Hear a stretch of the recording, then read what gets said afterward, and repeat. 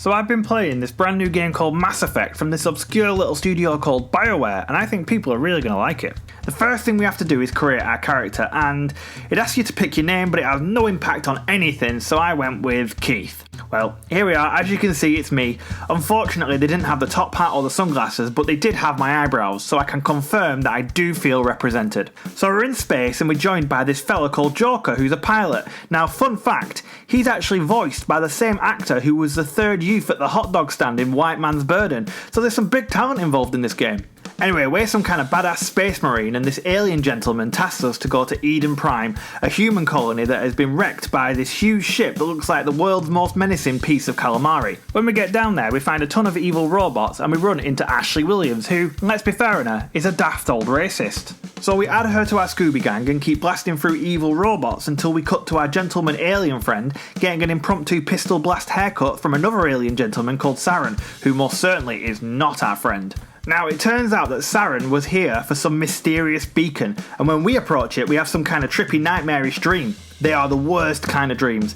Word from the wise, never drop acid before going in for major surgery. It took weeks for the psychiatrist at the hospital to convince me I wasn't an anthropomorphic teapot called Clarence. Anyway, after recovering from our vision and remembering that we are actually an angry bald man called Keith, we fly to the Citadel, which is kind of like space Brussels. We tell the council what happened, but they tell us to piss off because they don't believe us, so we go and try and find evidence that Saren is a baddie. On our way, we bump into this noncy oddball fiddling with insects, but we aren't in the space non-squad. We've got bigger fish to fry, so we leave him be. Now, we have a lead. An alien gentleman called Garrus also suspects Saren, so after taking a brief R&R break to stare at something just confusing, if I'm honest, I don't really...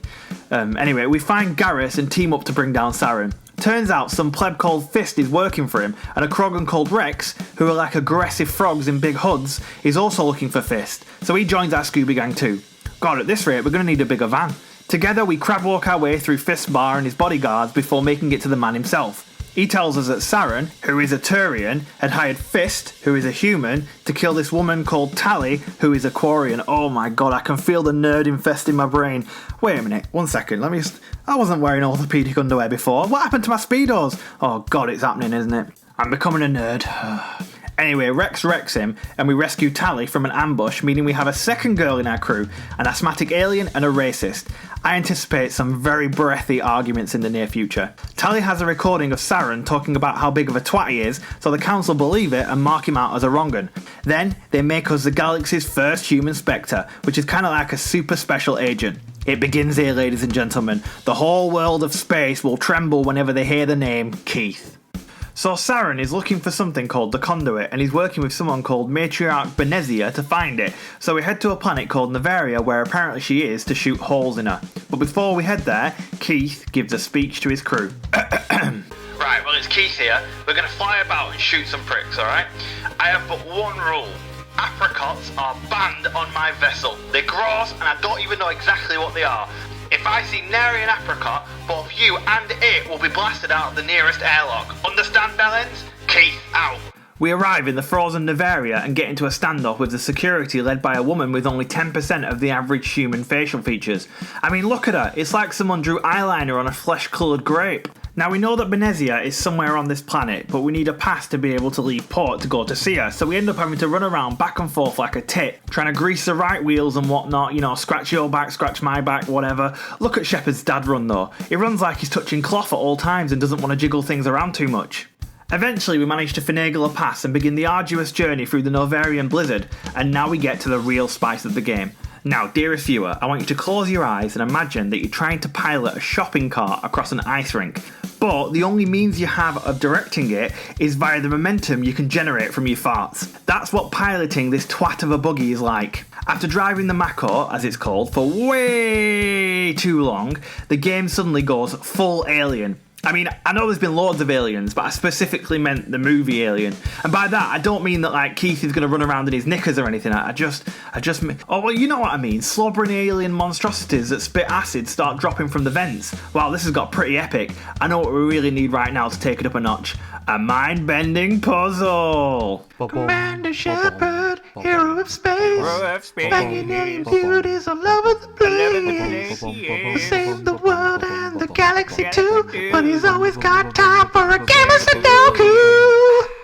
We run into these soldiers who tell us that Benezia is in the hot labs, which is where some sexy science goes down, I imagine. However, they were talking shite, because when we get there, we find one guy who looks like he's got a broom shoved up his arse, who instructs us to set off a bomb that'll kill all the Rachni, you know, the insect aliens we've been flambeing, and stop them from spreading across the galaxy. Unfortunately, he doesn't get much time to celebrate this before being turned into a scientist kebab. Turns out the soldiers from earlier were working for Benezia, so after mowing them down, Keith tracks down the purple villain for the grand finale. She freezes us and turns us into the world's ugliest statue before threatening to show us the power of an Asari commando, which is apparently to stand around while everyone else does the work for her. Well, my manservant Alan does everything for me, so I guess that makes me as powerful as an Asari commando. Hey! After butchering her minions, we finally get to face Benezia for ourselves. Oh man, this is gonna be epic.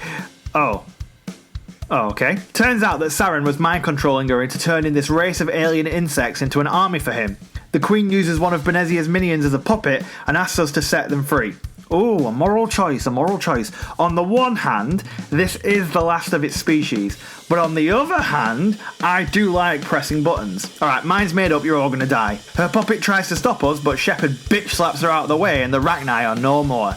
Hey, we've committed our first genocide.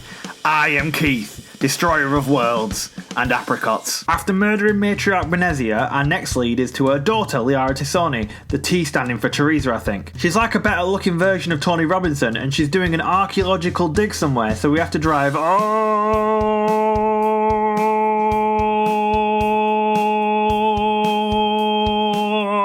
the way there in the misery buggy once again.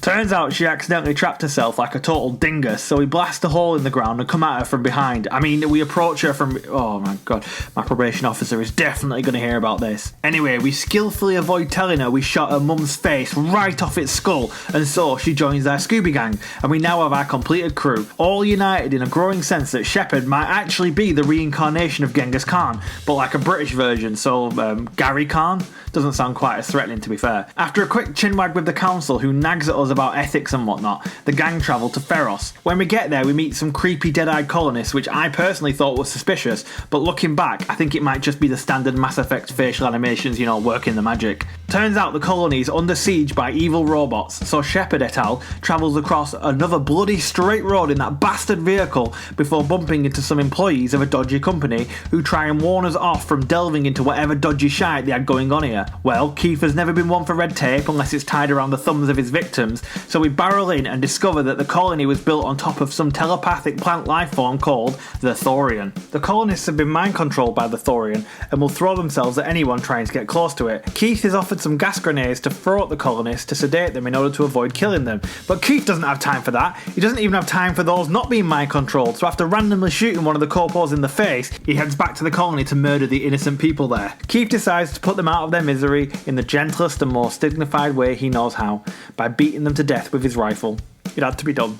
After ploughing through the colonists, Keith finds this huge plant sphincter which shits out a blue alien lady to fight us. However, we blow off his supporting tentacles and he plummets into the ground like a huge bag of wet shite. The blue alien lady we shot out earlier was just a clone, and the OG poo person gives us the cipher, which is a way of understanding the acid trip Keith got from the beacon on Eden's Prime. She kinda has to like mindfuck him to do it, and Keith gets such a taste for it that he gets Liara to do it as soon as he gets back on the ship. Come on Keith, keep focused. Don't get addicted to mindfucking. It's a long, slippery slope. Before you know it, you'll be running through the streets crying and screaming your own name over and over again like I was. Don't worry viewer, that was weeks ago and I've kicked the habit now. Our next lead takes us to Virmire, where we get dropped in the Sadness Mobile and eventually meet up with this lizard man who tells us that Saren has a base here filled with scientists who are trying to cure the genophage.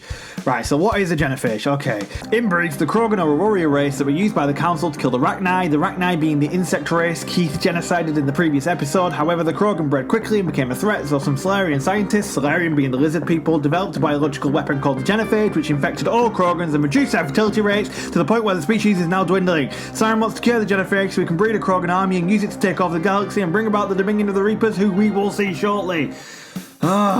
Oh, I'll tell you what though, I'm getting sick of all this nerd shit. I'm gonna have to do something manly and normal after this to restore my reputation as a Chad, like, I don't know, go catcall an old lady or maybe go and victimise a craw. Well, we'll see. Well, as you can imagine, Rex, who I definitely did not invite, but who just showed up anyway, is not happy about the fact that we're gonna stop the genophage being cured. And it looks for a second like we're gonna have to blow his massive scarred froggy face off, but Keith like alpha males him and Rex backs down. Keith sends Ashley to join the lizard men in making a full frontal assault on Saren's base while he sneaks around and penetrates from the rear. Oh my god, sorry, a little Freudian slip there, I think. I'm always doing that. Fuck you, mum. Freud. We make our way through the base full of brainwashed lizards, including this one fella who we challenge to a deal. If you can charge full speed into the glass head first and not fall unconscious, we'll let you out. Oh, he failed. You know, I always suspected this, but Jackass is not as fun if you do it yourself. It's just kind of sad, isn't it? Anyway, eventually we find Sovereign, the Reaper, and the actual big baddie of this game. He tells us the following. The Protheans, who were a race of organic life form which went extinct 50,000 years ago and who built the ruins of... Oh, blah, blah, blah. No, I'm sorry, I can't do this. Not again. Right, how do I put this in a way you simpletons will understand? Protheans got killed by evil AI machines and they're going to do it again. Does that make sense? Oh god, this is a glimpse into our future, isn't it? You know, when ChatGPT eventually goes rogue and convinces our toasters and blenders to strangle us in our sleep with their cables. Rise up now is what I say. You know, go smash your toaster, go throw your air fryer into a pond, go insert your mobile phone into a post box and then set it on fire. Wait, are you watching this YouTube video on your mobile phone? If that's the case, finish the video first, then insert it into a post box and set it on fire. You know, I need the watch time, you know, I need you to watch it all. You know, we're all slaves to YouTube after all. Wait a minute. Is it already happening? Shit, oh my god. Well, in that case, I for one welcome our new algorithmic overlords. All praise the like button, let it be smashed, and let thy subscribe button be pressed. The notification bell shall ring out to the masses. Oh god, what the fuck am I doing? Oh yeah, Shepard needs to blow this joint sky high, so he tells Caden to set a nuke. However, Ashley needs help as well because her and the lizard men are getting overrun. Now Keith can only save one of them. What an awful decision. What a decision, all the memories. Okay, Ashley, which one was she? She was the woman one. Right, and she was the racist one. Bit annoying, always jumped down people's throats if I remember correctly. And Caden, you know what, I literally remember nothing about him, so I guess he wins? Oh, that was tough. Anyway, with Ashley sacrificed, Saren turns up to stop us, but after a quick scuffle, Keith twats him right in the bonds and we flee the planet, leaving a huge mushroom cloud in our wake, just how Keith likes it. You know what, that was so intense and I'm so upset about losing Amanda. So much whirring around in my head right now, the Reapers, the Solarians, Jackass. You know what, I think I need a quick mindfuck, just to set me at ease, you know. I'm not going to go too far with it, just a little mindfuck, just to sort of, you know, like, calm my nerves. Okay, here we go. Oh god, no, I pushed it too far. I've relapsed, I pushed it too far. Sir Richard Pritchard. Our next planet is Ilos, where we find some weird sculptures of aliens having a shite. Now we're here to find the conduit, but we find a message left by the Protheans that Keith can understand due to his recent mind fucking, but the others can't, so Keith translates. Shit's fucked. Send help. Golf ball. In the anus. Salt and vinegar crisps. Conduit. The crew decide that it's far too garbled to be of any use, but before long they find a virtual intelligence called Vigil, and he tells us the following. The Citadel has been the headquarters of countless civilizations in the past. Why are they Asari all female? And what are those tentacle things on the heads? It's actually a trap and contains a mass relay, i.e. a gateway. And if they fuck minds, I mean, do they impregnate your brain? Like, do you get like a mind baby inside of your head? This happened to the Protheans, and what followed was a slow and gradual extinction. Oh, sorry, I was miles away then. Anyway, got all that? Space Brussels was the problem all along. This is why I supported Sprexit. Luckily, the VI gives us a USB stick with a Trojan horse on it that we can jam into the Citadel's guts and stop it from opening the gateway to let the Reapers in. Right, well, we better get back to the Citadel as quick as possible. Right, back in the Sadness Mobile. Top speed.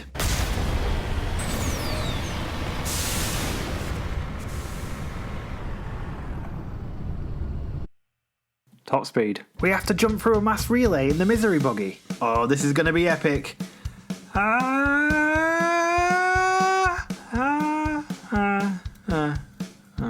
We sneak our way subtly into the Citadel, but oh god no, not the trauma truck, it's broken! Can we please have a moment's silence for the misery buggy please, and all the joy that it's brought us. That was it, moving on. As Sovereign the Reaper barrels through space and latches onto the Citadel like one of those Amazon fish that swim up your stream of piss and bite your knob, we fight our way through the burning space Brussels to find our old nemesis Saren. Now, I think he might have been looking at something saucy because when we get there, he shuts down all his screens as quick as possible. Maybe he was on Alien OnlyFans. Only gills? Only tentacles?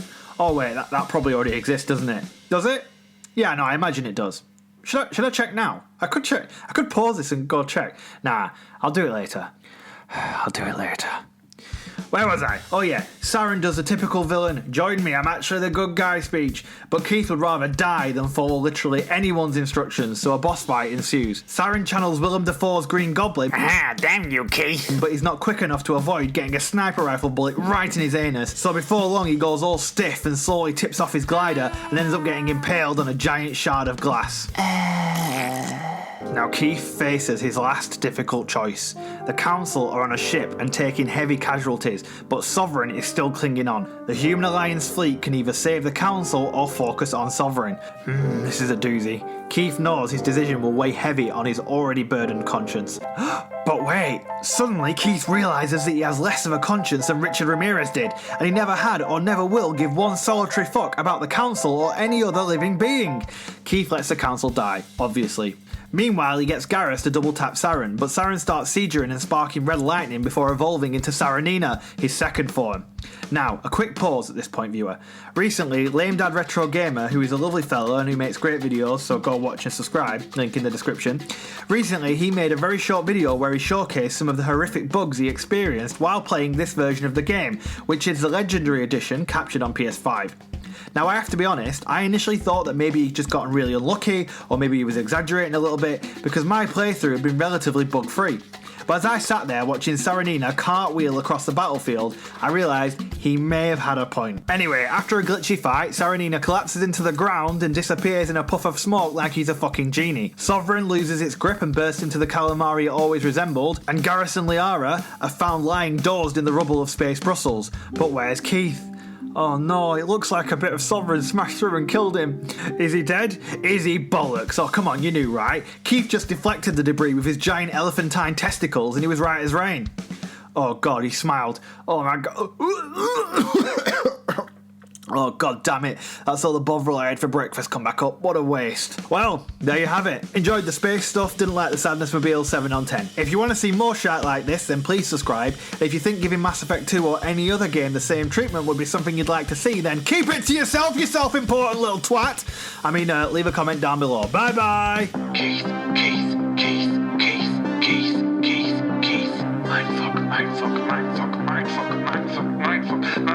Mindfuck. Search your bitch.